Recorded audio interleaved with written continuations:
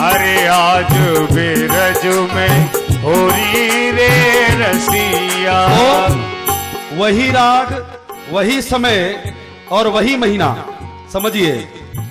तो यहां राम की जगह पर कृष्ण की छवि का वर्णन किया है। मोर पंख सिर सोहत नीके। हर मोर पंख सिर सोहत नीके। ध्यान देना, शब्द बहुत गूढ़ है। मोर पंख राम ने भी पहना, लेकिन एक, और कृष्ण ने भी पहने, लेकिन उनके मोर पंख में हजारों पंख लगे हुए थे। तो यहां जो शब्द है ये एक वचन नहीं, बहुवचन है। ये नहीं लिखा कि मोर पंख सिर सोहत नीका। क्या लिखा है? मोर पंख सिर सोहत नीके। मोर पंख सिर सोहत नीके। गुच्छ बीच बीच कुसुम कली के। कुछ बीच कुसुम कली के। मोर पंख सिर सोहत नीके। मोर पंख सिर सोहत नीके। कुछ बीच बीच कुसुम कली के। कुछ बीच बीच कुसुम कली के। तो यहां महाराज समझो कि राम जी का मन चंचल नहीं हुआ सीता को देख करके। वहां थोड़ी देर के लिए कन्हैया ही खड़े हो गए। तो गोस्वामी जी ने एक कथा को आगे बढ़ाया कि मोर पंख सिर सोहत नीके। और एक बात और जान लीजिए आप, हमारे कृष्ण जी ने एक ही रास किया जिसका नाम है महारास, और 19 रास किए हैं हमारे राम जी ने जनकपुर में। राम जी भी बहुत सुंदर कथक करते थे, बहुत बड़े नृत्यकार थे। 19 रास किए हैं राम जी ने, लेकिन वो रास थे। और कन्हैया जी ने जो किया वो महारास था, इसलिए उसको तो सब जानते हैं। राम ने जो किया रास उसे नहीं जानते। तो यहां एक सुंदर भाव और है कि जिस समय राम जी फूलों को तोड़ रहे थे, तो किन फूलों को तोड़ रहे थे कि जो फूल खिल चुके थे, तो खिले हुए फूलों को तोड़ तोड़ करके दोने में अपने हाथ में रख रहे थे। लेकिन जो फूल खिले नहीं थे, जो कलियां थी, वो कलियां बेचारी रोने लगी। और ऐसा रोई कि राम जी को तो पता नहीं चला, क्योंकि वो तो फूल तोड़ते तोड़ते आगे निकल गए। लेकिन लक्ष्मण जी पीछे थे। लक्ष्मण जी की निगाह पड़ गई उन कलियों के ऊपर कि कलियां तो रो रही हैं। और रोती हुई कलियों से लक्ष्मण पूछते हैं कि क्यों रो रही हो, क्या बात है? लखन क्या कहें, हमारा कितना बड़ा दुर्भाग्य है कि आज रात को हम खिल नहीं पाई। अगर हम भी खिल गई होती तो हम भी राम जी की सेवा में अर्पण हो जाती, उनके हाथों में हम भी जाकर के बैठ जाती। तो जो खिल चुके थे वो तो उनके हाथों में पहुंच गए, लेकिन हमारा दुर्भाग्य था कि हम नहीं खिल पाई। तो रोती हुई कलियों को जब देखा है लक्ष्मण ने, तो जीवाचारी लक्ष्मण कलियों से कहते हैं कि बहुत अच्छा है तुम नहीं खिली तो। देखो चिंता मत करो, मैं हूं पुजारी, और भगवान वही श्रृंगार पहनेंगे जो पुजारी पहनाएगा। तो मैं राम जी का पुजारी हूं, श्रृंगार तो मुझे ही करना है, तो तुम चिंता क्यों करती हो?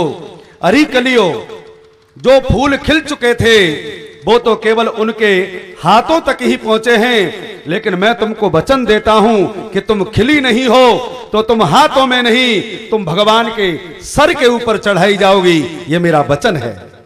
तो लक्ष्मण ने वचन दिया।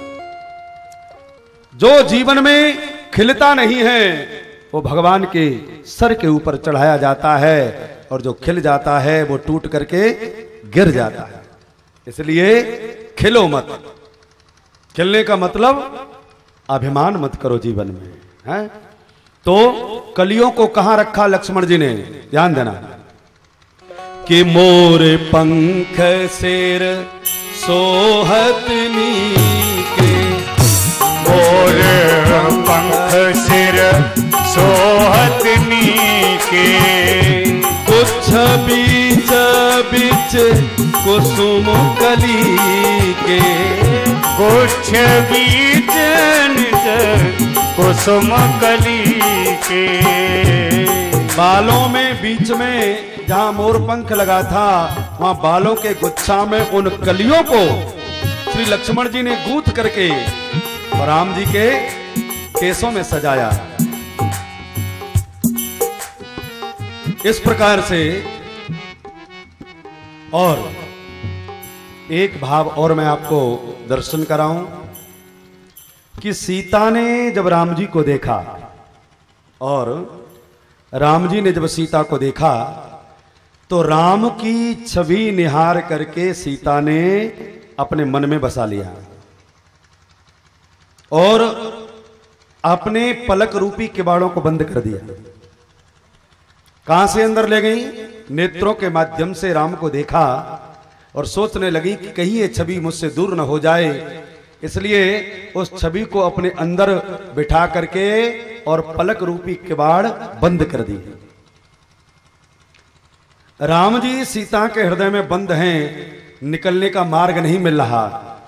घबराने लगे घबराने लगे घबराने लगे तो एक चतुर सखी के अंदर भगवान ने प्रेरणा दी कि सीता जी से बोलो कि अपने नेत्र खोलें और मैं बाहर निकल करके आऊं, नहीं तो मेरा तो दम घुट जाएगा।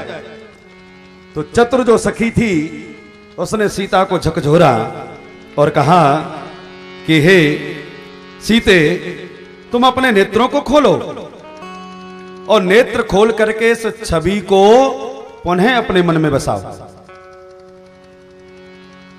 जब झकझोरा है तब सीता को होश आया और होश आया तो महाराज नेत्र खुले और नेत्र खुले तो भगवान श्री राम तुरंत निकले हैं बाहर।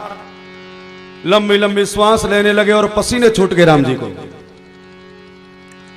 ध्यान देना, अगहन मास का महीना था। अगहन कार्तिक के बाद में जो आता है, विवाह पंचमी, राम जी का विवाह अगहन मास में हुआ। तो अगहन के महीने में सर्दी होती है गर्मी होती है? बताइए। सर्दी होती है ना, और थोड़ी बहुत सर्दी नहीं, भयानक सर्दी। और वो भी जनकपुर में तो इतनी सर्दी रहती है भयानक कि बर्फ जम जाती है। तो अगहन के महीने में राम जी को, और वो भी पुष्प वाटिका के अंदर जहां चारों ओर से शीतल मंद सुगंध हवा चल रही थी, इतना पसीना आया कि गोस्वामी जी लिखते हैं बहुत पसीना आया राम जी को। तो जल्दी जल्दी अपनी तौलिया से, अपने रूमाल से पसीने को पहुंच लिया ऐसे कि कहीं मेरी चोरी पकड़ी न जाए। लेकिन तिलक के बीच में पसीने को नहीं पहुंच पाए, वहां से पसीने की बूंद झलकने लगी।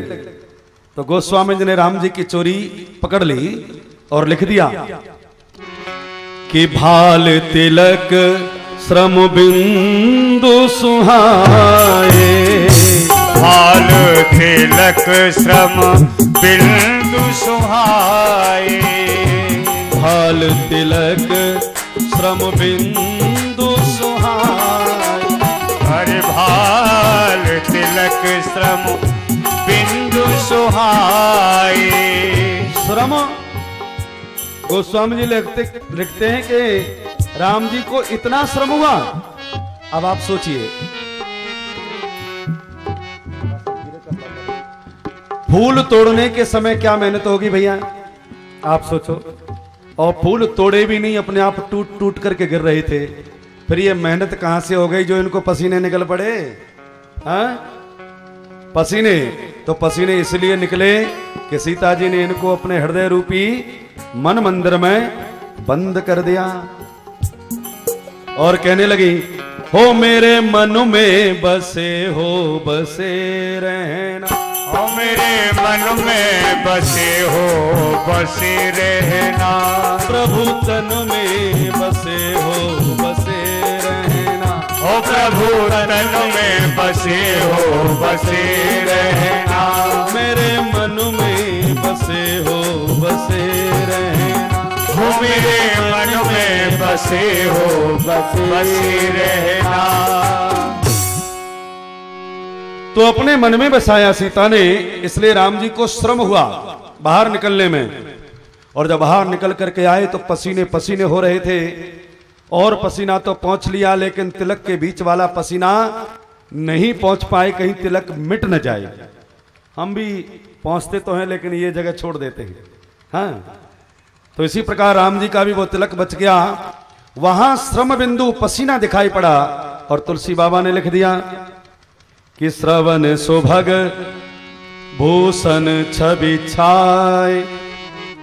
और महाराज अब सखियों ने सीता से कहा कि चलो अब गौरी पूजन में बहुत विलंब हो रहा है, तुरंत गौरी का पूजन करो और चलो।